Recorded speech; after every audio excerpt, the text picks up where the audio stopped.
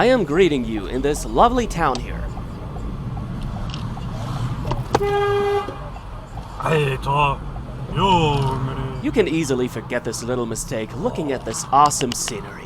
Well, episode 41 is in the house, and we are feeling with Schiller, who is absolutely disgusted by this guy here misusing the emergency corridor. Start recording emergency video.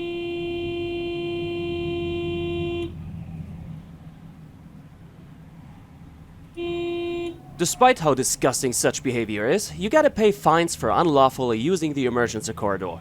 Still seems to be too cheap though, because in Austria, fines are way higher than in Germany. And people still show the same shitty behavior. This black van driver here is a whole other story though. As the emergency corridor slowly disintegrates, he decides to take the shoulder to keep going faster than anybody else. Why to give a crap about anyone? I don't want to go slow, I don't need to watch the rules. Oh well, if everybody only takes care of himself, somehow everybody's taken care of too. See, just another example here. He got basically written, "I don't give a shit," all over his bumper.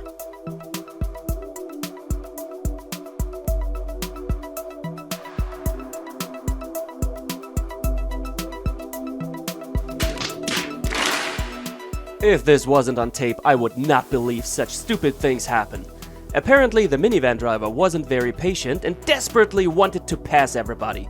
He wanted to squeeze through this very short gap between our car and the trucks, and he basically combined all of the obliviousness of our half-galaxy and tried to force himself into this gap no matter what. I guess he takes himself far more important than other people too. This egoism got him nothing else but damages to 2 cars, uncomfortable interactions with his insurance, and a hurting neck. I gotta look for my applause in a can. The camera driver was afraid of losing grip when braking, so he decided to dodge the van by steering softly. Accident prevented, that's all what matters. Oh wow, now if this picture doesn't make you feel cold. Well, as you can see, we are going over 100 kph, and do these conditions look like it would be a good idea to try to pass a car?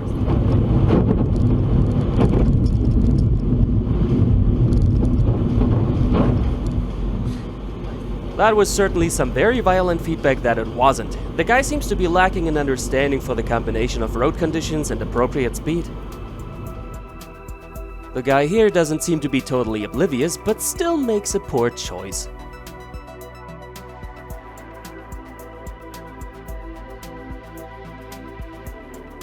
He was certainly showing quite the drift there. There was not much he could have done to prevent this little crash, but to simply enter the corner slower. A pickup with an all-wheel drivetrain doesn't help much when the grip of the tires is tending towards 0. So, we are entering the freeway at a not very fast speed. Understandably so, because of the truck in front over there, because it's an incline and he may be very damn heavy. But you know people and their impatience, they need to get to the left lane as fast as possible. Wahnsinn, was macht der? Der wechselt die Spur fast im Stehen. Der ist ihm fast reingefahren. Digga, was? Being on some general road at night, traffic is piling up a little because of a slow truck somewhere further ahead there. But same story, people being impatient, and some feel the urge to overtake a whole damn line of cars from behind.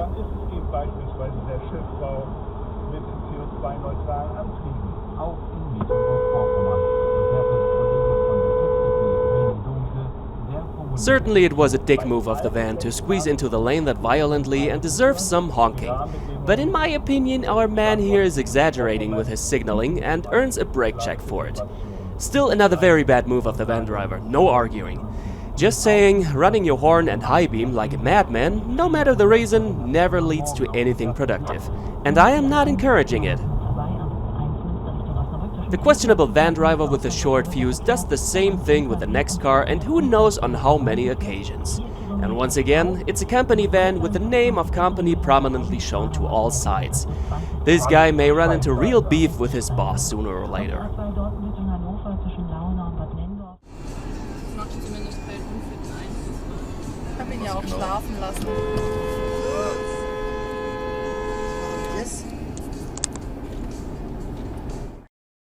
To the right, you see a traffic light for pedestrians, and it has been red for something like 2 seconds already. The driver runs it without even slightly braking.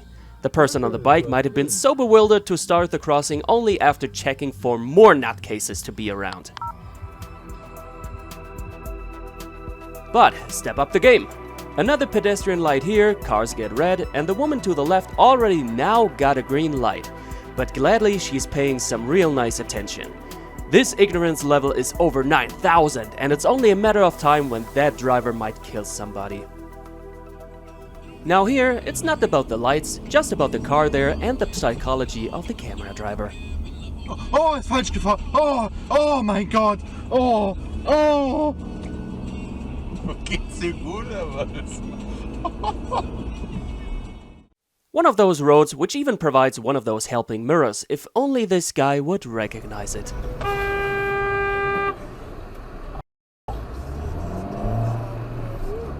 Warme Küche. Ja, wie wär's mit Licht? Ja, dafür hat er einen Bierkasten. There comes a blind corner containing cyclists. What is the Book of Bad Driving suggesting in such a case?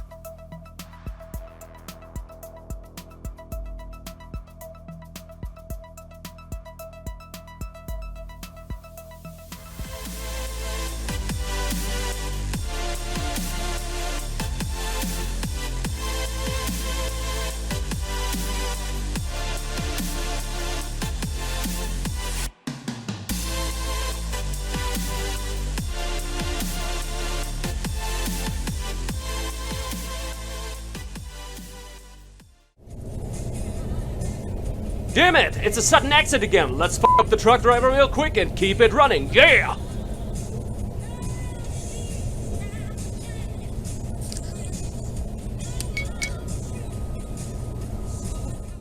Question: how many lanes can you endanger at once? The crowd? Yes!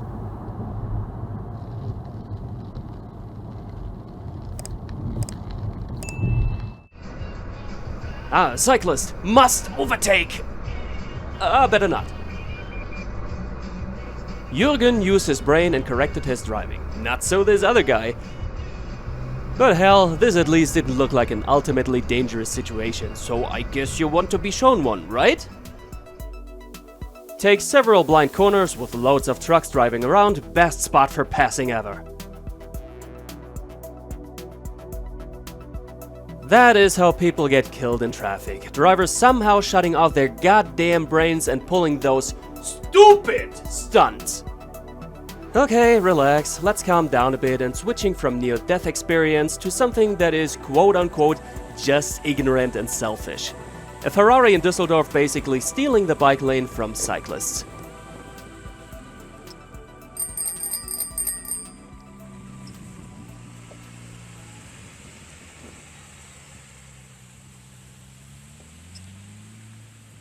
This city is the goddamn pest for cyclists, not only because of stupid drivers, but it has one of the worst cycling infrastructures in Germany, and I never liked cycling there.